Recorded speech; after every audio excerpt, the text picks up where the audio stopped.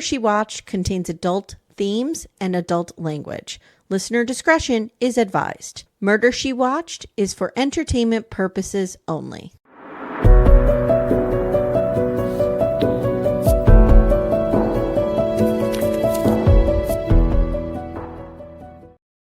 Hi, couch detectives. Welcome to Murder, She Watched, the podcast where we solve murders from our couch. My name is Amye Archer. I am your host, and I'm here today with one of my favorite detectives, Kyla. Hi. Hi, Amy. How are you? I'm well. How are you? I'm good. Still buried in snow here. How about you? Are Oh, you guys yeah. still buried? Yeah. It's actually snowing right now, and I'm very unhappy about it. It was -3 this morning when we Ugh. woke up. It's just miserable. It's miserable, and I feel like it's never going to end. People of the North unite. We need to all migrate south. What is happening? I know. Anytime I meet a snowbird headed south, I'm like, take me with you. I'll just travel with you, and then I'll leave you alone. Yeah, that's the plan, right? Because I'm not big into heat. So, like, someday if I ever win the lottery, which you have to play to win, and I don't, I will move part of the year somewhere south. Not Florida, but somewhere else. I don't want to get murdered, so I'm not going there where there's a lot of cases. The laws are a little fast and loose there. Everybody likes the Southwest. That seems to be where all the snowbirds migrate now. There you go. Yeah. So we're here today to talk about Pam Hupp. Now, this is, if you guys don't know, we are kicking off Femme Fatale month here. Yesterday on our Patreon, which is only $8 a month, and you get 1 or 2 bonus episodes a week. Yesterday, you would have heard Chubnam and I talk about Corey Richins, which that is a wild one. I had a hot take on that. Yeah. I don't know if there's enough evidence to convict her. Ooh, I can't wait to hear this. And part of the problem is, I don't know. Listen to the episode if you want to hear my take on that, guys. Okay. All right. Okay. I'm sure Shubnam will talk me out of it. We didn't record it yet, full disclosure, but it's happening. Okay. Awesome. So also tomorrow you will hear Becca and I pick back up with our Murdoch scripted series, which we are having a lot of fun. Oh, it's so good. Let's just say the new phrase is just go finger bang your girlfriend, Bo. That's so good. And that is not something we made up. That is something that Papa Murdoch said. Oh my God. Oh, his brother. God. Ew. There's a lot of mental imagery there that makes me need to. So next week we have for you on Patreon on Tuesday, Kyla and I, we did no further research. I mean, I can't stop you. You probably just know things. Well, but I did no further research about Pam Hupp outside of this documentary. So we are going to do a deep dive on Pamela Hupp next week. Very excited. And Amy didn't know this case, guys. I didn't know this case at all. I was so excited. I mean, talk about a treasure trove. Yeah. So if you're interested in this case and you want to hear more, you can join us on Apple subscriptions or Patreon. Just click the link in the show notes. Okay. Are we ready? Very ready. This is Dateline, season 30, episode 23. The real thing about Pam. I keep calling it, and you'll see I titled this recording session, There's Something About Pam, because I keep thinking that's what it's called. Well, that's fair, right? That's a pretty good, you could still call it that. Yeah, sure. There's something about Pam. Pam's an enigma. She reminds me so much of somebody I used to work with. It's real attitude and all. It's real hard to break away from that. Ooh. Well, see, like I said to you before we started recording, everybody knows a Pam. Everybody has known somebody, obviously not to this extent, but this personality type and this energy and the meddling, we've all known a Pam. Yeah. Yeah. She reminded me a little bit of the Perfect Neighbor documentary, the woman who shot. Oh yeah. What's her name? I'm going to pause and look it up so that they do it right. It's Susan Lawrence. She kind of has a Susan Lawrence vibe in her. Yeah. No, this isn't happening. No, I didn't do like she just thinks her reality is the truth.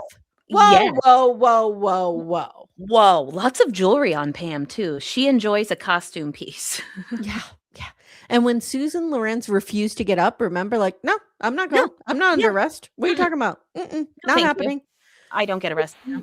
Had a little bit of that vibe. Yes, very much so. Yep. Well, No. and there's the scripted series, which what you need to watch once you're done with the research. Because Renee Okay. Zellweger kills it. She Okay. kills it. So there's some controversy about that. Really? Yes, because I cover a lot on Little Miss Recap about women of size. I'm a woman of size, right? The community is very upset because they put Renee Zellweger in a fat suit. Oh, they did? Yeah. Yeah. And it's like there are actresses of size that you could have cast in that role. Oh, shit. And why does the size have to matter? Why can't she just be Yeah. Renee Zellweger? Oh, that's tacky. It's a whole thing. Yeah. Oh, I didn't know that. Well, that Yeah. really sucks. So that's going around a little bit. I'm not, no pun intended. I'm not weighing in either way. I'm just saying like that's the controversy around it. Well, yeah, and that's fair and understandable. Yeah. All right. So this, I watched this on Peacock. Is that where I watched it? I ask you because you're in charge of me for this stuff. The link that you sent me that I watched was on the NBC News app. You're correct. You're correct. This one was not on Peacock. It was on the NBC News app. So you have to Google it, and then you'll get like a Dateline article, and it'll say watch the full episode here, and you click on that. And it fakes you out because it looks like it's not a full episode because it just shows they're in 7-minute increments, but they do play automatically. But there's no commercials, which is nice. Janky. But it's janky. It's very early online streaming. I'll put the link in the show notes of this episode. Yeah, because it's easy to get to. People can watch. Okay. Yeah, that's a good idea. Keith Morrison, our hero, hosting. You can't. Keith and I love Josh Mankiewicz. Oh, me too. He's good too. Kyla, what did you know about this case? So when the scripted series debuted, I watched it and then I went down the rabbit hole. I know that surprises you, but and I went all in. In my mind, you have a scene out of A Beautiful Mind. You have a whole garage just full of murder string and murder boards. Okay, Amy, you'll love this because, as you know, I love It's Always Sunny in Philadelphia. It's one of my absolute favorite shows on the planet. Yes, it's so good. And the infamous Pepe Sylvia scene where Mac and Charlie, have their job, and Charlie's losing his mind. Do you know how many people have gifted me things based around that, or sent me cards with that, or memes? Because like, this is you. This is you. I will hyperfixate on a case like crazy and learn it all, and then so this was one of those cases. It was. And back a few years ago, the whole Dateline series about this was on Peacock. It's since been removed, which is very annoying. Yeah But because they've covered this over multiple episodes. They did. And I think did we pick this one? Do you remember? Was it the most recent? Yeah, because it's kind of condenses everything from the whole decade they had been covering it rather than covering it in chunks. It's the most. So this aired in April 2022. Yes. So there might be an update, but we'll get to that in our deep dive. Yes. Yeah. Okay.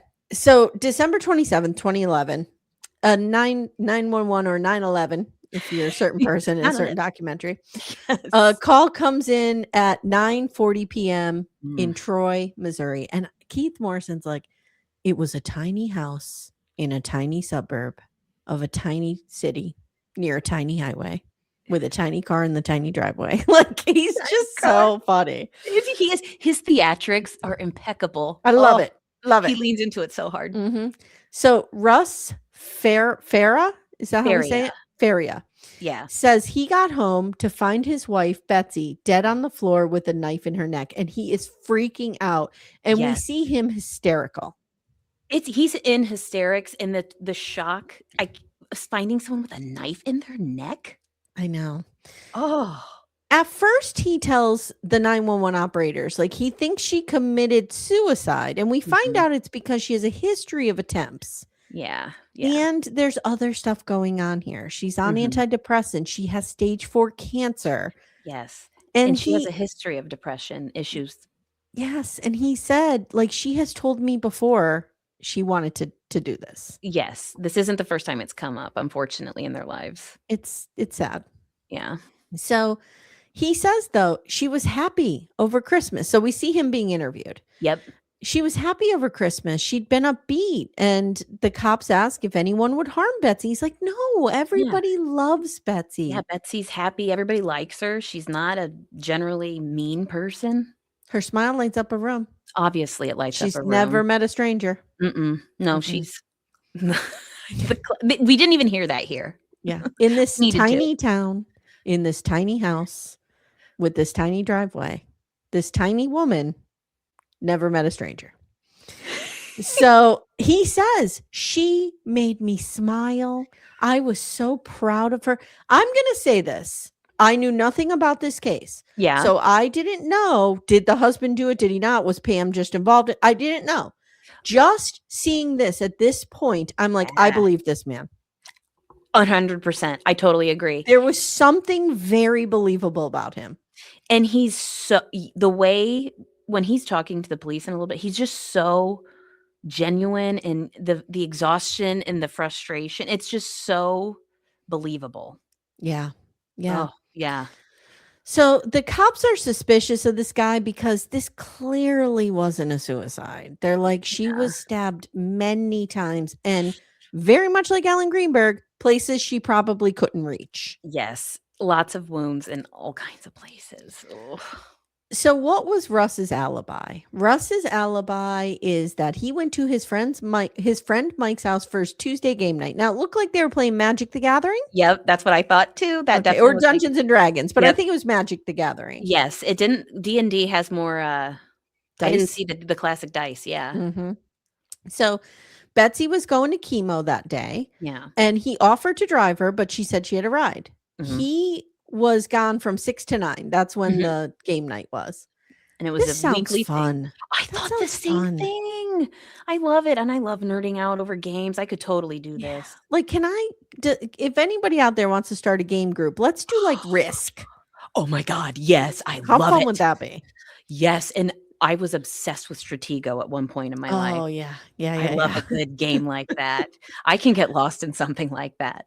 So then Russ, like all of us, swings by that Arby's on the way home. Oh, good choice. Can I even tell you, once in a while, my therapist is near an Arby's. Ooh. And every once in a while, I go to her like every other week. I'll call Timmy and be like, do you want an Arby's for lunch? Oh, yeah. Of course. What's your go-to Arby's? I just like it plain, a little ketchup. Oh, ooh, nice choice. Just the roast beef with ketchup. Timmy likes the horsey sauce. Yeah, I do too. Yeah. I like a good beef and cheddar too, a classic beef and cheddar. Well, that's what he got. He got 2 beef and cheddars. He's a good choice, Russ. And then he drove, I think they said like 25 miles home. So he gets home at 9:40. Mm-hmm.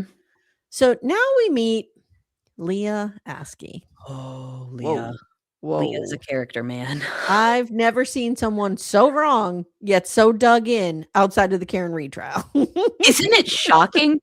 Leah in general, I mean, Leah and Michael Proctor would be best friends. Oh my God. Can you imagine those two working a case together? God help us all. Like she is just so, doesn't it seem like she didn't do any prep work for this? Well, it's so funny because I always want to find empathy for people. Absolutely. And I often find empathy for law enforcement in general because they're in a rough spot. You know, this is a hard job solving murders. Yes. Most of the time. Yes. Right? So like, I just don't understand. I don't know. I don't understand why she didn't soften now. Like that's where my empathy ends for her, is that she to this day is dug in further and just will not listen to any reason. And it's just, it was almost secondhand embarrassment watching her. You know what I mean? Yeah. Because I agree. God, it's just, you don't see this every day, right? Like most of the time people have a little bit of tact or, you know, like grace with the media. I don't know. It was wild. I agree. So she tells us she would put her morals and values up against anyone. Maybe I could see her trying him the first time. Maybe. But the fact that you're doubling down and you pretty much know you're wrong. The audacity. The audacity. And the tax dollars that go into trials, you Yeah. know, it's just, It's like them when they retried Karen Reed. I was like, Yes. whoa, that's a choice. Absolutely. So she says, I mean, this guy, Russ, I don't know. He never asked for a Kleenex. He didn't seem to really be showing any tears. And then Keith Morrison's like, roll the fucking tape. Apparently and they she didn't show see this him. part. Yeah, they show Oh. him asking for a Kleenex. It was kind of And funny. that is not fake crying. I believed this guy. I really did did. too.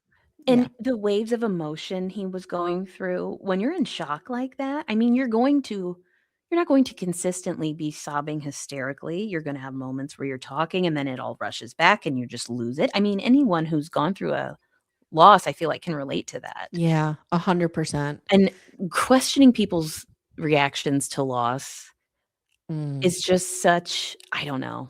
It's such murky water, right? Yeah, we don't like to do that here unless your last name's Peterson. Well, that's then different. we will question you. You're in your own category. You shouldn't. We will question you. Yeah, if your name's Peterson, you're on our list. You just can't be trusted, obviously. Remember the number one rule of Murder Club: don't marry Peterson. No, or watch out with the D names we've learned. Oh yeah, Be cautious. Dave, Donald, and then you have Drew Peterson. Double whammy. Wham bam. So other lives besides Russ's were destroyed in this investigation, including Mariah. Oh, Betsy's youngest daughter, who says detectives focused in on Russ right away, and she was stunned because this man raised her and she considered him a father. Yes. Mm-hmm. And nobody, the support from her breaks my heart. I know. Oh. Betsy's mom, Janet, says, look, I was sitting here one day, lady of a certain age, on the couch, enjoying my stories. And these cops just come in and they're like, guess what? YOLO, your daughter's dead. Oh my God. I was like, oh my God. Whoa. She's like, Betsy's Keith Morrison's like, what? They came in like that? Yeah, Keith is also mortified. In your tiny house, on your tiny sofa, with your tiny TV? They said this too? In your tiny town. So Betsy's mom says, look, Russ was very good to her, and we were stunned. But this is what the cops were telling us, and I understand this. They're telling them they have evidence that he did this. And so many times it is the intimate partner. So many times. Absolutely. You can't be mad at them for going for this. And they were really coming at them hard to believe this. Yeah. So here's the thing, okay? Betsy had been driven home by Pam Hupp that night. So they go and talk to her. The two women had met a decade earlier when they worked together at an insurance agency. Put a pin in that. Pam worked at an insurance agency. Pam told detectives, this was so funny because the way that she is downplaying their friendship, they're like, were you best friends? And you see her going, well, I mean, Betsy had a lot of best friends. But yeah, I did talk to her every single day. You're pretty close if you're accompanying her to chemo. 100%. Yeah. The ebbs and flows of Pam, you know, how close they were, how not close they were, how well she knew Russ, how she didn't know Russ. Like, come on, Pam. Yep. Yeah. And we talk every day. You're close. Yeah. So Russ had nothing but nice things to say about Pam to the detectives, but Pam not returning the favor. Holy shit. Smear campaign. We hear her being interviewed and she says, Russ is terrible. He smokes in the house. He's disrespectful to her. He makes comments about how rich she'll be when he dies. And she says Betsy was very hurt by him and was planning to divorce him. Yeah. What? And everybody else is like, huh? So again, this goes against what we traditionally see here because you see why the detectives would believe her. Here's a husband, her best friend's telling us he's a nightmare.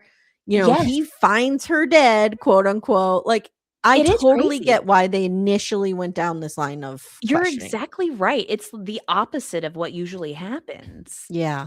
It's mind-blowing. Right. So Russ says, they ask Russ about this. Like, was she planning to divorce you? Was there problems in the marriage? And he's like, well, I mean, 5 years ago, we were separated and we ended up going to this new church and we met Pastor Mike. And the cop's like, oh, Pastor Mike. I love Pastor Mike. I'm like, I need to meet this Pastor Mike here. Everybody likes Pastor Mike. Yeah. And he counseled them through things, and things were better than ever. Yeah, they like had their renaissance in their marriage, and they were really happy. Mm-hmm. Pam says Russ would often play a game where he would put a pillow over Betsy's face and say, "This is what it feels like when you die." And Russ is like, "What?" He's like, who would I say never that? did this. And then he says something that I thought the way he said this felt very authentic to me.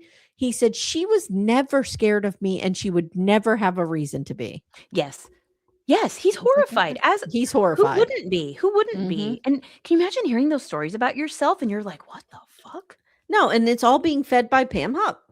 Yeah, and he doesn't have a clue who the friend is that they're talking to. So he's got to be like, who would say this? Like, I just that would be terrifying. Terrifying. Ugh. So the crime scene is pretty suspicious, right? It looks To the bad. cops. Yeah. Mhm. They find Russ's slippers in the closet and they have blood on them. Not good. Not good. There's blood in kind of like a handprint by the light switch in his bedroom. Like a smear, yeah. They questioned him for 16 hours and he never wavered. And I would add, never asked for a fucking lawyer, which he should have. Oh my God, I know. The whole time it's just like, Russ, come on, ask for a lawyer. Oh. So they give him a polygraph and he doesn't pass it. Well, he doesn't know if he passed it. But there were mitigating circumstances, right? Like he was exhausted. He had admitted to smoking weed. Oh my God, they probably smoked so much weed playing Magic the Gathering. They did. Oh, 100%. And playing that. You got bongs, you got nuggets, you got gummies, you got it all. Oh yeah. I feel like they probably were using a lot of rolling papers. Hey, I've been to a Dungeons and Dragons game. I know what happens there. Yes. So, I wonder if they had the cloaks. I have a friend whose husband is really into it, and he had a custom dining room table made, and they get really into it. It's hardcore. Yeah. That's great. So he didn't pass the test, he doesn't think, but Russ says in Current Day, which I was happy to see him in Current Day. Yes. I don't even know if the machine was on. That is so he thinks they lied to him. Color me surprised. Okay, now I'm going to take some liberties with the way Leah Askey presents herself, because I have here, and I don't think she said this verbatim, that she's defending all of this by saying, I think Russ thought all the cops up here in this tiny town were stupid fucking hicks and he could get away with this. Like, that's basically what she said. You 1,000,000% nailed that. She's like, he thought they're a bunch of simpletons up here. And he's going to be able to cook up a story. It'll be fine. Yeah. Yep. Detectives now use luminol a few days later, and they find glowing spots leading to a kitchen towel drawer, which the detectives are like, a stranger would not know where the kitchen towels were kept. I thought so the fact that this trail led to there, well, Kyla, gets even worse because the camera malfunctioned. We don't have proof of this. Oh, doggone it. Whoopsie doodles. So Leah is like, I would have loved to have had those pictures, but Keith Morrison, this is not television. Actually, this is right now. Find the gun in the sink 10 minutes later. Yeah, this isn't television. Keith Morrison, this isn't how real life works. I know you're in your Dateline imaginary fictional world. But that's not how this works. How dare she? Keith Morrison is a national treasure. I know. I wanted him to lean on her fucking head. Oh my God. I think he wanted to a little bit. I think Keith probably could have been talked into it during this. So she just YOLOs it and takes their word for it. And again, I'm going to say something. It could be true that luminol showed up. It could be true that the camera malfunctioned. We see later, maybe that's not true. But my point is, the buck stops with Leah Askey. She should have been the one to say there is not enough fucking evidence here. Yes. How can you even consider that legitimate evidence? Like, I don't know. That's what's so perplexing about this. And Leah's digging in. She's just like, no. Yep. I'm right. So Russ's cousin, hero, national hero, connects him with another national hero, Joel Schwartz. Bravo, Joel. Joel Schwartz is a detective agency. What am I talking about? He's a defense attorney. And he first looks, so he's going to start kind of an investigation of his own. Yeah. And Kyla is reading his book, so you're going to have some insights on the deep dive episode Yes, absolutely. on Tuesday. Yes. So he first looks at the alibi of Russ. Okay. Mike Corbin is the friend who hosted the game night. He and all the other men, there were 4 men. Yep. Right? Were they all men? One was a woman. Okay. It was Mike's girlfriend. Okay. So the 4 people there. The 3 other people all say Russ was here the entire time. Yes. They all have the exact same story. Yep. And the timelines add up. Oh, I'm sorry. Russ got 2 junior cheddar melts from Arby's. That's his go-to That's not order. enough. So you need 3. At least some sides. If you're real stoned and you're leaving your dunk, maybe he shouldn't be driving. I shouldn't be accusing him of that. Maybe he wasn't mozzarella stoned. sticks. Yeah, get some mozzarella sticks. You have to. Curly fries. All of the above. Remember the tots they used to have? Yeah. This show's not sponsored by Arby's, but now I really want some. But it's snowing here, so I won't leave my house. No.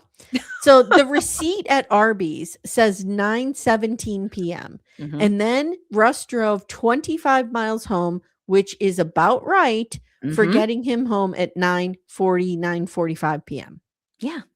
There is no time for him to do this because he immediately calls 911. Yes. Like there's not like there's a 20-minute window. No. He doesn't get home at 9:20 and then doesn't call till 9:40. This is immediate. It's within a couple minutes of him walking through the door, he calls. Okay. So now Keith Morrison asks Leah Askey, do you really think these 4 people are lying? Okay. So now she says, well, he was probably off plowing his fucking girlfriend, which is a consistent thing that happened. That's what she says with her full chest. Full chest. All the confidence in the world, people. And Keith Morrison's like, according to whom? Like, we have no evidence of infidelity. None at all. And this is when you really see Keith start to look at her like, what the fuck is your problem? Yeah. He could have eaten her face, I think. Oh, he wanted to. You could tell. Yeah. So Joel Schwartz, the defense attorney, he says first responders believed that Betsy had been dead for a few hours. Did I just call her? It's Betsy, right? Yeah. Betsy. I'm like, oh my God, is it Betsy or Betty? Betsy.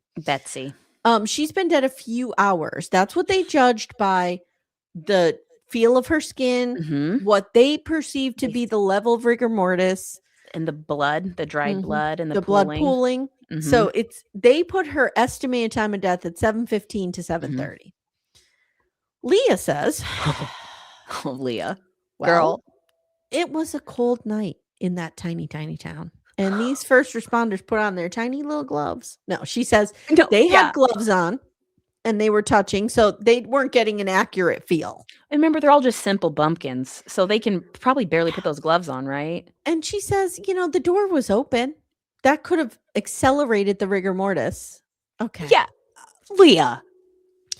Some of the stab wounds happened in an irregular fashion, and they believe that this was methodical, that somebody made it look like like it was an attack. Yeah, exactly. Like a Michael slasher. Myers. Yeah. Exactly. Also the slippers. So remember, I told you that his slippers were in his closet, in his bedroom closet with her blood on them. We don't know whose blood, right? There were no footprints in the blood. And there were no blood drops leading back to the closet. Whoopsie doodles. Also, Kyla, probably most impressive is that he had not one speck of blood on him. Not at all. They didn't find anything on him. No, and he would not have had time to change. Yes, or shower or do any type of big cleanup, you know? So now we learn Pam Hupp pushed herself on Betsy that day. Oh, this just is so enraging. Betsy already had a ride to chemo, but Pam would not take no for an answer, and she showed up anyway. And Mariah's like, my mom was annoyed. Yeah, she was not like, God, I hope Pam doesn't come. Can you imagine how shitty? You're dealing with chemo, feeling rough. You're fighting your life with terminal cancer. And you have this annoying friend that won't give you space, and you're trying to spend time with your family and the people that you care about. And You she's have just this like annoying shoving it. you have this annoying friend, and I know Oh, people like this who mm-hmm. it's about their need to help you Yep. rather than what help you really need. And they don't take Totally. no for an answer. I totally know these people. Yes. So, she also insisted on giving Betsy a ride home from her mother's, even though Russ was supposed to pick her up and they had it all planned. Yes, and it's out of her way. It's out of her way. It's crazy. Oh, I mean, Mhm. hindsight's 2020, obviously, but it's just, and it's hard because, and that's a hard spot to be in, right? Because when you have a helpful friend like that, Yeah. that's kind of being like a clinger, and you're like, God, I Yep. don't want to be a dick, And but it like, probably comes from a really good place. Like, exactly. they probably do want to be helpful. But I think if it's coming from Yeah. a genuine place, a couple gentle no's and they accept it, right? Like, oh, okay, They thanks. kind of You get the know, hint. whatever. Yes. Pam was not, because this was not coming from a good place. And she's doing it against her will, kind of at this point. You know, she's saying, don't come over. I don't want to hang out. And she's like, oh, I'm coming anyway. Yeah. Oh, that would make me crazy. 7:04 p.m. Pam calls her husband, and Betsy is heard on the phone. Mm-hmm. So we know Betsy's alive at 7:04. Mm-hmm. 7:21, Betsy gets a bunch of calls that all go unanswered, including from her daughter. Yep. 7:27 p.m. Pam calls Betsy's cell phone, but it goes unanswered. This reminded me of, the famous phone call. Hey, beautiful. I can't make it to Papa's to get the blah, blah, blah. Scott Peterson. Gift basket. Bye. Love you. Oh, yes. It's You the need classic. I know. I need to get that script and reenact that phone call. Someday when you start doing your cameos for impressions. Yeah, okay. You can do Michael Peterson ones and never happening. just record. You can do voicemail recordings for people. Okay. So Pam claims that this phone call was to let Betsy know that she was home safe. But that timeline, my friend, does not work because it is a 30-minute drive from Pam's house or from Betsy's house to Pam's house. And she had told police that she had gone inside for 10 to 15 minutes. So let's do the timeline here, right? Yeah. 7:04. On the phone with Pam's husband, Betsy is heard in the background. So she's alive and they're together. Yes. Even if that was, I'm in the house with her right now, which it wasn't. It was from the car and the husband said that. Exactly. But even if, let's give her the benefit of the doubt and say they're inside at this point and they call the husband. If you clock a 30-minute drive from 7:04, you're still past 7:27. And that would be, she hangs up and runs right out the door and gets in the car. Yes, like just sprinting all over the place. Absolutely. But the laws of physics don't apply to Pam. Yeah, it doesn't work. The cell phone towers now come in and say, she was still near Betsy's home. I love that. So Pam admits she lied because, here's what really happened, Kyla, okay? Oh, Pam. Betsy was always so worried that I would get lost in this tiny town off this tiny highway in this tiny state. And so, I just called her and pretended I was home. Just because, I wanted to make her feel better. Okay, well, here's the deal, Pam. Betsy's not a fucking idiot. And if you just left her house 3 or 4 minutes ago, she's going to know you're not home. Pam talks about Betsy like she is a helpless child. Have you noticed that? She just talks about her like she's just so incapable of doing anything. That's a good point. She's just very simple, and that really bothers me. She just paints her in a bad light. Yeah. Well, I think she talks about everybody that way because she is she is the best at everything, and she's the smartest person in the room at all times. 100%. And I know, again, it's such a buzzword, but the narcissistic tendencies in this woman are wild. I can't wait to watch because I've done no research because I want to, have it for the deep dive. I can't wait to see Leah Askey in a room with Pam Hupp. That must be like a void opens up and we all get sucked through it because they're so much alike. Dark lighted. So her story keeps changing. Pam's story keeps changing. So finally, as we always do in this case, follow the money. Isn't it always? I just want to say, pro tip to all you couch detectives out there, which I'm sure I'm not telling you guys anything you don't know. You've been solving crimes from your couches for decades. Yes. Make sure that you are more valuable to your spouse alive than dead. Always. Yes. I could not agree with that more. I have a baby life insurance policy on me. It's like 20 grand. Like, I'm worth more alive to Timmy than that, I hope. Yeah. See, I always joke because I think right now I might be worth a little more dead right now, so don't tell Shh, Mitchell. don't tell Mitchell. But I always joke because he and my son, it's a common thing I say right here. I'm like, I can't die because I don't know what you guys will do. Like, I don't Oh. think they'll live like feral animals. And I just can't. So he does need me for that stuff. But, Yeah. You really need to make sure that life insurance policy is a low number on Yes. you. Get as much as you want on your spouse, but low on you. Yes, and maybe keep that to yourself. Yeah. Yep. So Pam tells detectives Betsy made her the beneficiary on her life insurance for $150,000 to make sure her daughters would get something. This was only 4 days ago. 4 days. Betsy worried that Russ was bad with money.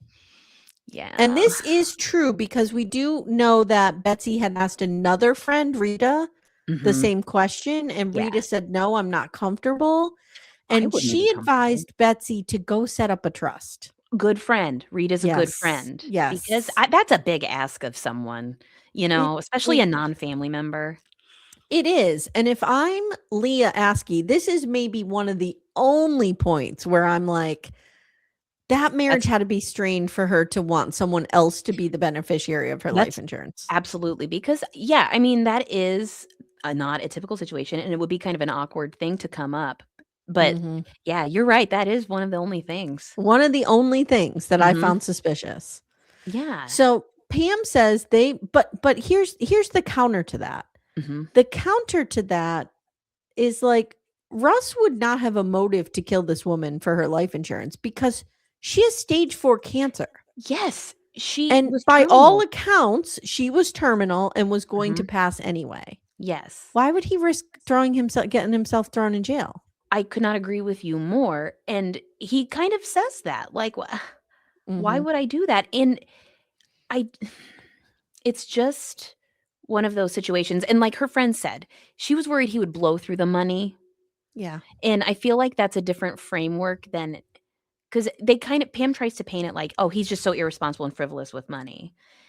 But I feel like the other friend's like, well, she was just a little worried that he was going to, do a little crazy shopping, spending, buying to cope with and the his grief. complication is, right?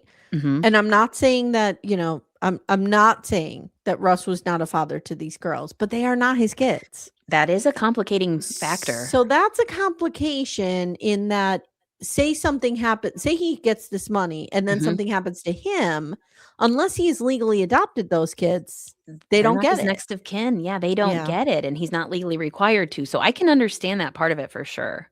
But I'm wondering why she just didn't make the kids the beneficiary and put it in a trust. Like, I agree. Although that's going to cost money to get a lawyer to set that up. It would. And they were young adults. Like the one was what they say 21 and like 17 or 18. So, that is, an age to get a lot of money. But if you put stipulations on the trust. Yeah.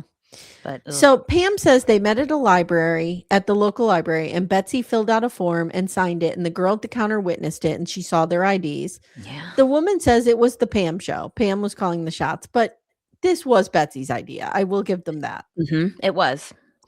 So after Betsy's death, Pam comes by Betty's mom's house and she casually mentions this.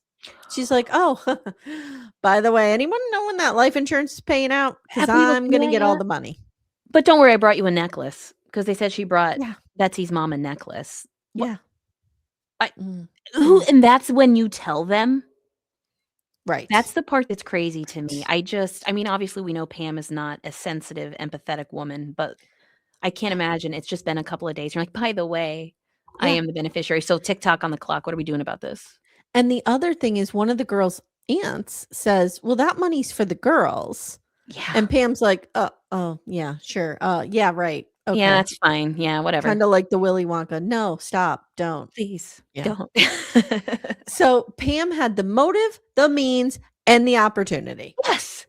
But no. But Leah's still not convinced. No. She says maybe Russ found out about this and flew into a rage and murdered Betsy, even though that doesn't change the situation that he won't get the money. Yes, exactly. Why would he do that? I don't Why? know. Oh, Leah. Pam gets the money because the detectives tell the insurance agency, oh, she's not a suspect. She's cleared. Go ahead, give it to her. That is insane. Now, Pam, shortly after collecting it, goes to get a mini facelift.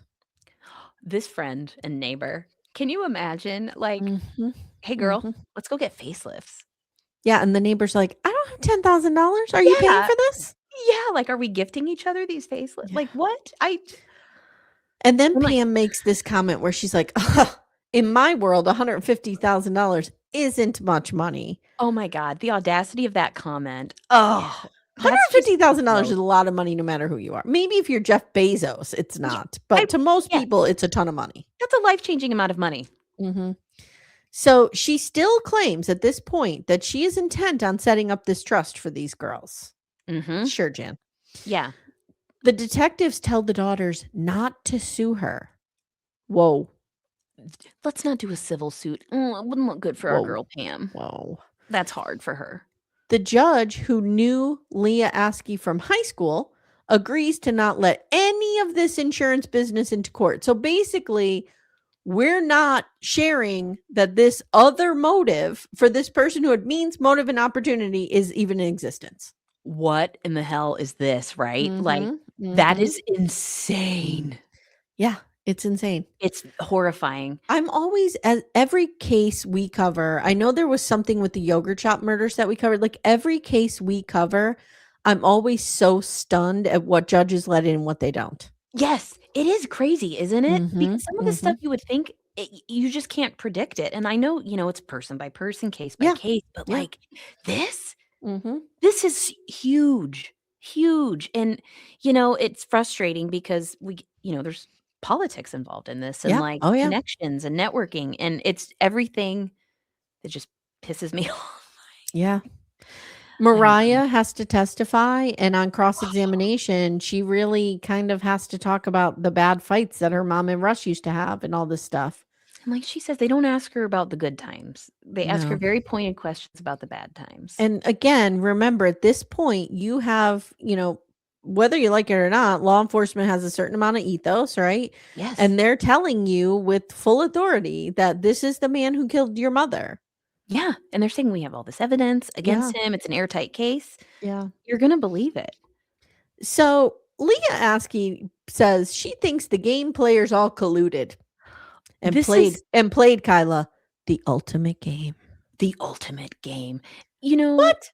What group of D&D or Magic playing stoned friends having snackies, watching movies is like, you guys, I got it. Kill my wife. Mm-hmm, I got this crazy plan. It's gonna be fun. Yeah. Leah. It's wild. So she says, I believe that Russ arranged all of this, dropped his cell phone off at game night, then drove home, raped Betsy, stabbed her, and then cleaned himself up. Then at 9:00, his game buddies drove his phone home and picked up the Arby's. I have an idea. Yes, Amy? Why don't you interview some of the neighbors and see if you have an idea if Russ's car ever left that night?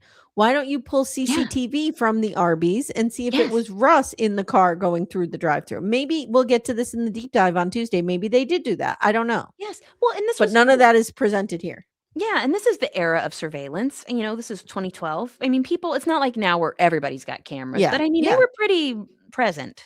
They could probably find a camera around that Arby's. Absolutely. Businesses for sure, I feel like, would have surveillance going on.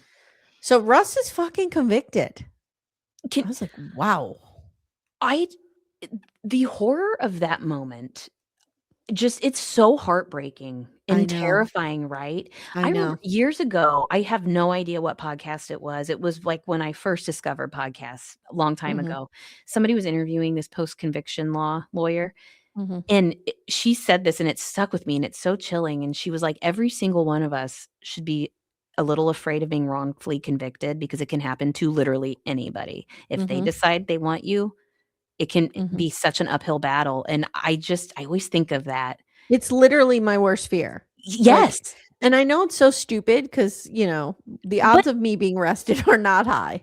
Yeah, but like with Russ, yeah. he's just having a game night with his buddies, coming home with Yeah. some sandwiches. You to could go to just be in sleep. the wrong spot at the wrong time. Exactly. Mhm. And it's just Mhm. something, and that's why, because she was explaining why you shouldn't judge people who obtain attorneys during Yeah. interrogations, Yeah. you know, and Always get a fucking lawyer. always, Always. even if you're innocent, because you Yeah. just, it's so scary. They just know what they're doing.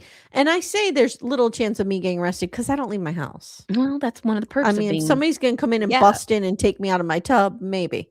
maybe, But I don't know. well, we got your back. I always say I'm gonna be craned out of my house like the mom in Gilbert Grape. What's eating That's gonna be me someday. They'll be like, "Oh well, we found like a rose for Emily," like Homer Baron, like where he's just dead in the bed for 20 years. You can pose. Oh my God. I haven't seen What's Eating Gilbert Grape in forever. That's a very good movie. Mhm. So Pam did not give any of the money to the daughters. I know everyone is surprised. Yeah, that's weird. Mhm, Pam's not mhm. selfish at all. She keeps it all. And Well, so it's pocket change to her. they sue her and she is deposed. And I love a good deposition. Oh my Oh, God. it's And one of this my one was favorite things. Oh, good. Yes. Mhm. Oh. In this deposition, Pam says Betsy never asked her to give the money to her daughters. And also, she said she did set up a trust before the trial, but after the trial, she revoked it. So Schwartz is like, this is a fucking appeal. Yes. This is an appeal right here. Yep. Because all Schwartz wanted to do was get that insurance evidence into the trial. Yes. And so now that she's testifying to it in this deposition, he has it and he can use it. Oh, I love that. It's brilliant. This is one of those fascinating things when you're obsessed with true crime, how the civil cases impact the criminal cases. I love it. It's so fascinating. Yeah, we saw that in the Carmen family murders, where he was suing his insurance company for the boat, and that deposition ended up being used as evidence to help convict him. Oh, it's so fascinating. Nathan Carmen. Yeah, good memory. Schwartz is like, listen, I'm going and I'm getting this case overturned. He wins a special hearing to reconsider the conviction, and they overturn it. It's so rare. It's only happened 3 times ever in Missouri. How cool is that? Yeah. Oh. So now we see little footage of Pam going to visit Leah Askey and saying, what are the chances of making the judge believe us? Us. Oh, what did we say there? I know. And again, he gets a new trial. So the judge overturns the conviction. Leah Askey decides to try him again. Leah. So now Pam starts saying they had a loving relationship. Whoa. What? Whoa. We take a 180. Even though they both loved men, Pam and Betsy were pretty much in love with each other and banging. I took the place of a husband, She tells detectives now that Russ once pushed her up against a wall and said, and I'm quoting here, "You two muff bumpers. If I ever catch you together again, I will kill you." Okay. Now. And he said to me, like her accent, she's so like, oh, Pam. Now, Kyla, we're going to roll out the first ever installment of Murder, She Watched, way broke down community theater. Yeah. Because this next exchange between Keith Morrison and Leah Askey has to be committed to film. Okay. All right. You're going to be Keith Morrison? I'm Keith. All right. Go ahead. So this evidence, it doesn't bother you? You want to still use this evidence? Well, yeah, I mean, I have her word. She is a upright, moral citizen, and she is saying that this I don't know. I'm trying to think of a quick insult. This hick of a man called her a muff bumper. I mean, come on. That seems rich. You know what's rich? Pam is rich now with the money that Betsy entrusted her with. And she is a good moral person. And I have it on good authority. She gave 20% of that to the church. You really have this? You really think that this case is worth this? Well, Keith, I have more evidence this time around. We have blood in the bathroom that was never tested the first time. Tested now. Blood on Russ's feet. Oh, come on. If you looked at my shoes right now, I would have alleles of blood on my slippers, and I haven't killed anybody. How do we know that, Keith? Oh, come on. Where's Andrea Canning? Oh, Where's that's Josh rich. Mankiewicz? You expect me to believe this? Come on, Leah. Listen, whether we like it or not, there was blood there. And I don't care whose blood it was. It could have been the dog's blood. I'm trying this motherfucker and he's frying. You mean to tell me you don't care whose blood it was? That doesn't matter in a trial? I'm telling you right now, Keith Morrison, keep asking me and it's going to be your blood. You want to go outside right now, Leah? Catch me outside. Catch me outside, Keith Morrison. How about that? Don't make me bring Dr. Phil here.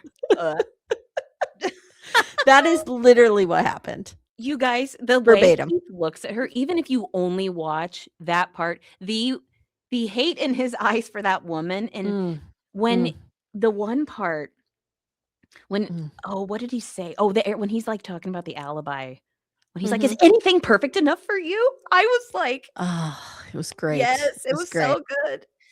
So now there's another piece of evidence that surfaces. There's a letter found on Betsy's laptop, addressed to Pam but never sent, that shows up days before the trial, and it pretty much corroborates everything Pam has said. She's scared of Russ. He's doing the pillow over her face exercise. That death game. Pam told the police about it earlier when she was interviewed. We see her mention it like, "Oh, I think there's a letter that you guys need to look for." You guys should find that. She told me about it. You should look for it. It's on her computer. But these computer experts are like, it did not originate on Betsy's computer. It originated somewhere else and was put on Betsy's computer. Whoops. And I love it when little things like that happen. These people that think they're smarter than everybody else, and it's something small like that. Me too. It's very satisfying. Then a few days before the second trial, Schwartz gets the photos from that supposed broken camera, and not one photo supported the state's case. Boom. Also, go ahead. Go ahead. I was going to say the camera's not broken. There's just nothing there. Right. Oh. Also, second trial, no jury. It's a judge trial. Bold move. And I think the right move.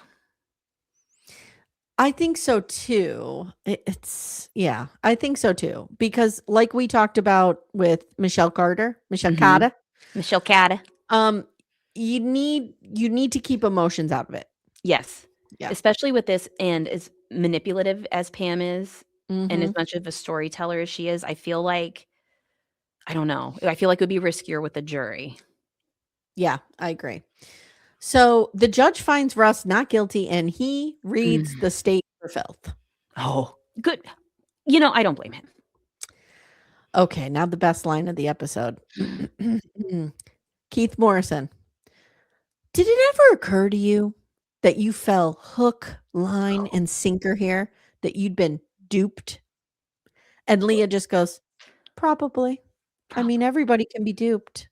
Okay, an innocent man could have spent his life in jail for your duping. Oh my God. The flippant attitude she has about this. Wow. And I love how he's like, "Oh, you got duped because you're kind of stupid, huh?" So the daughters sue Pam, and she's a total bitch on the stand. Whoa, whoa, whoa, whoa, whoa, whoa. Oh my God. Stop it right there.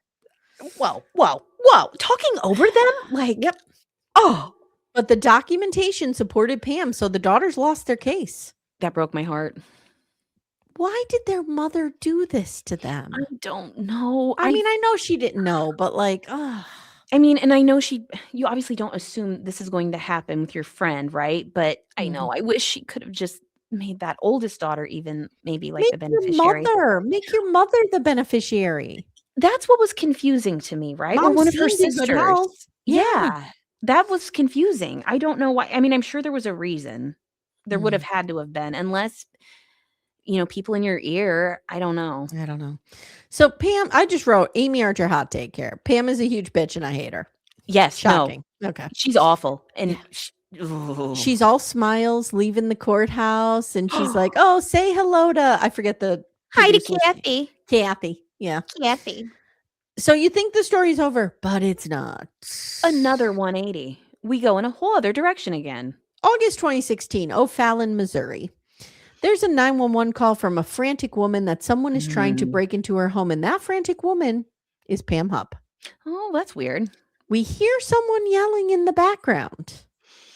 Should we do to you what we did to your wife? Now, remember, we're going with the lesbian story here. Yep, because but they weren't that close. Yeah. So she says she was in her car in her own driveway, and they were trying to get Russ's money and threatened her at knife point. They said something about collecting the money for Russ. Yeah, they said something. I don't know. Okay. This woman would have gotten away, like, just let it go. She couldn't stop. She had the $150,000. Nobody was pressing charges against her. What her like obsession with Russ took her down. So she managed to get out of the car, ran into the house, gets her gun, and shoots him when he gets through the door. And we hear the gunshots on 911. It's a tough listen. It's a very hard 911 call. It's awful. So the cops get there. They question her about the driver, and she describes someone who looks just like Russ. Yeah, dark hair and dark skin, racial profiling. So again, a lot of that in here. She claims she's in her driveway. This guy gets dropped off by somebody, jumps out of the car, runs up, and tries to stab her. The man had no ID on him, the victim. But there was a note that said, "Get Hupp in car, get money in bag, get Russ's money, then kill her, make it look like Russ's wife." This is like a Scooby-Doo thing. I know. And this moron, here was her downfall, and I loved it so much. Oh, yeah. He also had 9 $100 bills in his pocket. So the police question Russ about this. Oh, yeah. He's very cooperative. He has an alibi. They thank him. They send him on his way. Oh, yep. They search Pam's home. They find cash in her bedroom, including a single $100 bill linked by serial number, which is rare. Yep. To the other 9 bills in this dead guy's pocket. Yep. And they said the chances of this happening are astronomical. Like they were, I love it. I love it. The victim is 33-year-old Louis Gunthenberger. This is, when I tell you this pissed me off 2 levels that He lived with his mom only 13 miles away. From all accounts, he had a bad TBI from a car accident and had diminished mental capacity. And they're like, there's no way he would have been able to do these things. Yes. They said he couldn't have done any of this, and he couldn't physically, have mentally force against someone. Yeah, neither. Yep. Tim Komar is the prosecutor on this one, and he says 6 days earlier they had gotten a call from a woman named Carol. Oh, this is also so sweet. She says she was outside, and a woman pulls up and says, Hey there, neighbor. I work with Dateline. My name is Kathy, and I would like to offer you a chance to record a soundbite for Dateline. Cash, tax-free. No paper trail. It's fine. Pro tip. Don't accept this, ever. And don't get into the vehicle. Kathy gets in the car. I wrote, what? Kathy. What? Did you like how it said that she was like a skeptical person by nature, but also curious. So she went with her. Yeah. I worry about you, Kyla. I worry if somebody fair. rolled up on you and said they were with Dateline that you might be tempted to go. You know, that's reasonable. And I would be like, let me see some papers. But I might be talked into it. Now, if I had like a cocktail on board, I'm out of there. And I'm like, let's go solve a murder. I'll do a talking head. I'd be like, we need to call my friend Amy. She's going to love this. So she then changes her mind. She's like riding around with this and she's like, what am I doing? That bad feeling in her belly. She changes her mind and demands Pam take her back home. And she did. Carol escaped death that day. By the skin of her teeth, she sure did. Listen to your instincts. Carol had cameras on her home. Oh, yeah. And one of them picked up Pam's license plate. And they think that she used the same ruse to pick up Louis. Yeah. So they get location data for Pam's phone. They see she was at Louis's apartment complex. Yep. They get CCTV footage. They find one from a bakery that was along the route Oh, that shows Pam oh, driving and Lewis in the passenger seat. that's so awful. She Ooh. took advantage of this man. In every way possible, and there's people who take advantage of disadvantaged people. I can't. That is so infuriating I and agree. disgusting. It I makes me agree. sick. It's like people take advantage of elderly people, disabled people. I Oh, like, agree. what the hell is wrong with you? I agree. Ugh. So basically, what they don't spell this out for us, but what I'm thinking Pam did was she said to him, "We're going to do a fake attack. You're going to be Yeah. yelling stuff while I'm Yeah. calling 911, and that's the soundbite." Yeah, I agree. I Mhm. think that's gotta be what that was. So they have enough to arrest her now, and she's like, I don't know where she says this. I'm a little cold. Can you turn down the AC? In the car, on the in the car. way. Yeah, Okay. 'cause, Okay. he's kind of, like, reading her for filth a little bit, and she's like, Mhm. "It's cold. Can you turn down the AC?" Mhm. They interview Pam. She lawyers up. Yeah. Then she stabs herself in the bathroom with a pen. The Bic pen attack on herself. Pam, What? what are you doing, What? Pam? What? And, What? and What they is said the it was end all game here? superficial wounds. They said they knew she wasn't. I don't know if she thought she would maybe get to, like, go to the hospital and not have to go to jail, or I don't know. I don't know what she's doing. I'm not sure. Well, when people lose control, people like this, when they lose control, they spiral. That's very true. They just panic. Yep, very true. So it was so funny because they were ready to give a press conference about this, and they're like, "Do we still do the press conference? I Like, mean, we have ugh. our a person in here of interest, like stabbing herself in the bathroom." But they're like, Yeah. "The injuries are mostly superficial. Just go She's ahead." fine. Yeah, Mhm. they're like, "Oh, I didn't wanna have to go down there and tell them about it." It was so Inmates in the jail report back that she was like a fucking nightmare, always trying to stir up trouble. Pam's gonna Pam, man. So here we go now. The prosecutors offer her a deal. Should she have gotten a deal? That's complicated because I understand, I think for the most part, the goal is to avoid trial, right? Mhm.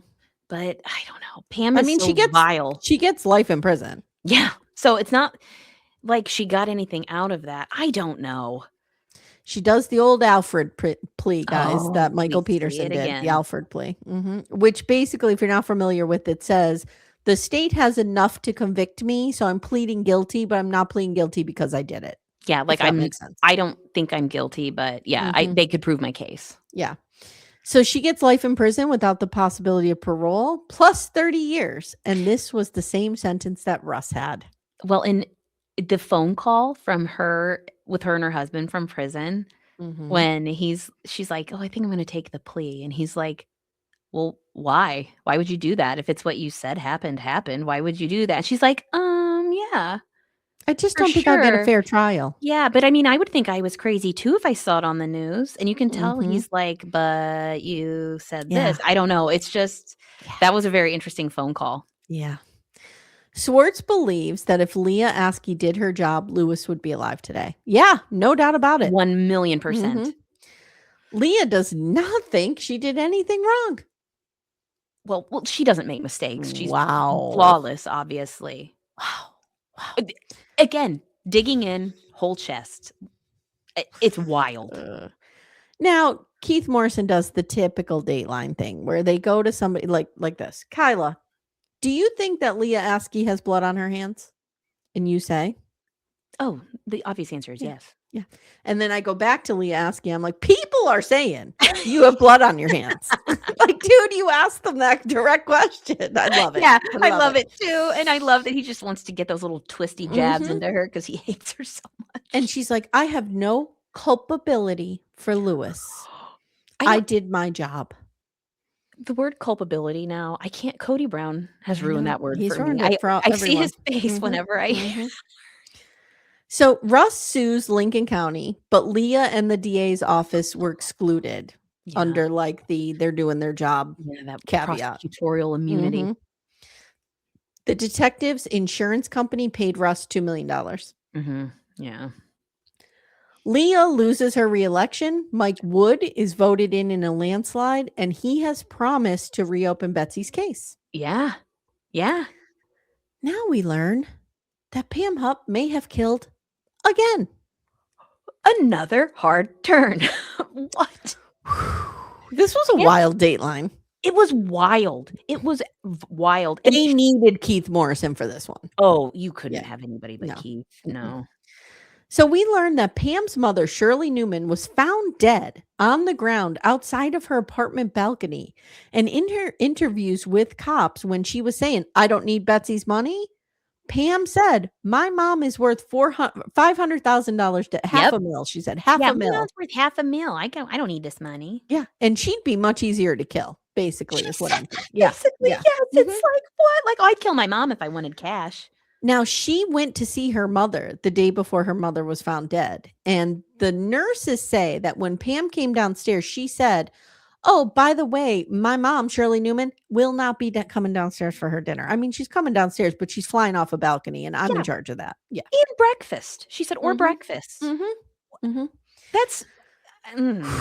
It was ruled an accident at the time, but Shirley had 14 times the amount of recommended Ambien in her system. And a structural engineer, and I will have to run this past Timmy, but I'm pretty sure I concur with this, says the breaking of the spindles on the railing was near impossible. It would take 2,000 pounds of pressure to make that happen. This was a little elderly woman. A little tiny 93-year-old lady is not going to have that much. Even if she tripped and stumbled, there's no way she could come at it with that amount of force. Nope. July 2021. Mike Woods holds a press conference saying they're charging Pam with first-degree murder for the murder of Betsy. Yeah. And he says this was a very strong case, very obvious, if you know what I mean. Oh, yeah. He says this was a real shitty job of investigating, driven mostly by ego. I mean, bravo, Mike. So now he's launching an investigation to prosecute, help me. Prosecutorial misconduct. Thank you. He says he has heard witnesses were asked to lie, and most of them were law enforcement officers asked by the prosecution. And they all came to him independently. Leah's response, Kyla, you waiting for it? Well, I'm sure it's wonderful. "I feel like I've been duped by Mike Wood. None of this is true. I never asked anyone to lie." She still believes Russ is guilty, and Keith Morrison's literally like, "Girl." I know. Keith is like, "Are you fucking kidding me, Leah? Are you're choosing this. You're choosing this." Like, you can tell he's so done with her. And I want to know, like, do you think she really thinks that, or she's just chosen? No, she's just dug in. Yeah, because there's no way. It's a pride thing. Yeah, she just doesn't want to admit that she got duped by all kinds of people. And her saying, "I was duped by Mike Wood." Elaborate on that, please. How were you duped by him? This is all she had to say. I want to be her public relations agency. Yeah, she needs one. All she needed to say was, "Look, Keith, I did my job. I tried the case with the evidence I had at the time. Yeah. The minute I found out that there was more evidence that had been, kept from me or blah, blah, blah, I feel horrible. Of course, I shouldn't have tried him that second time. But I honestly was just trying to get justice for Betsy, and I thought I did the right thing." That's all she had to say. That's all. I think people would still question why she tried him again, but I think people would be much more likely to be like, "Okay, this was all about her quest for justice for Betsy." Yeah, that's it.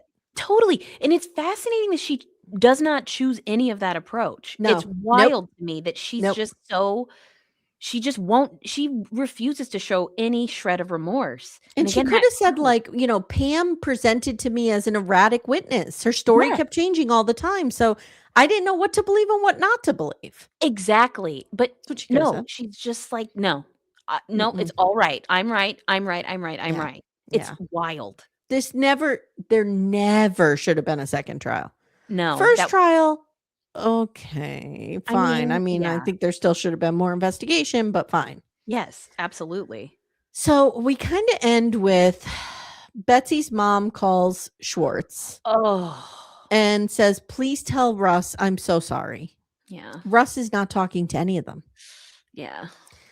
By the way, Leah Askey says the only regret she ever has was running for office because it's been hard on her. And she now goes by Leah Cheney. Yeah. And I'm like, well, that's remarried, they said. She runs her own law office. Mariah is so angry that she was pressured into testifying, and she says Pam Hupp took my mom, but Lincoln County took my dad. Poor Mariah. Mm-hmm. This poor woman. It's so sad, and I understand Russ is really angry and hurt. I know, but he I should give these kids. He We really don't know needs what was said in the trial, though. Like, that's what I'd be Yeah. interested to see. Yeah, and that's one of the things on my little task list for I wanna try to find some of those transcripts of their testimony because I need to know. I feel like it must have been really bad because he Yeah. seems very deeply hurt, but again, I mean, he was their dad. Even if he doesn't wanna be in their lives, like, have a to completely ice them out, it just hurts. Oh. Well, and he got this huge settlement, right? You'd Yeah. think he would have been like, I'm going to give you guys $150,000 that you should have Yes. had from your mother's life insurance. Absolutely. If I you think have that's millions, dude, $150,000 is nothing. Make And these kids whole. Like, you loved them for try a to lot do of some your good life. here. Yeah. Yes, I could not agree with you more. Not that money makes up for the loss of their mother in any way, but like, No, but it could. it's not gonna hurt people starting their lives, right? Yeah. Yeah. And she would have wanted that. So Betsy would have wanted that. Keith Morrison asked Mariah if there's a chance this could be repaired. She says, I hope so, but I know he feels betrayed. And he asks Russ, and Russ says, some cuts go very deep, and I raised them from a very young age, so this really hurt. Yeah. Pam is now divorced, and the state seeks the death penalty for the murder of Betsy, and she pleads not guilty, and now he's investigating her for the death of her mother. Mm-hmm. Carol and Russ, remember Carol, the one who got in the car. So cool. They've hooked up now because guess where she lived? Across the street from one of his game night friends. She lived across the street from Mike's D&D house. Like, Yes. what? So they met, they're engaged, and that's where we leave this Dateline. Yeah. This case is so fascinating. So fascinating. So good. I think one of the things that's so captivating about it is because it's very like everyday Midwestern folks that are just kind of normal. Well, and here's go ahead. I'm sorry. No, you go ahead. And here's the thing, Kyla. If she killed her mom, that was the first one, right? No. That was after Betsy died. Mm-hmm. Like, which is fascinating, right? That's the thing. Like, she's getting this money, and she could have gotten away with Betsy. It's like she got I don't know, the power, the control. I don't know. It's greed. It's greed. It's greed, and I want to look into their finances more. She's trying to talk a big game, like they're pretty liquid in cash, but I just kind of don't believe that.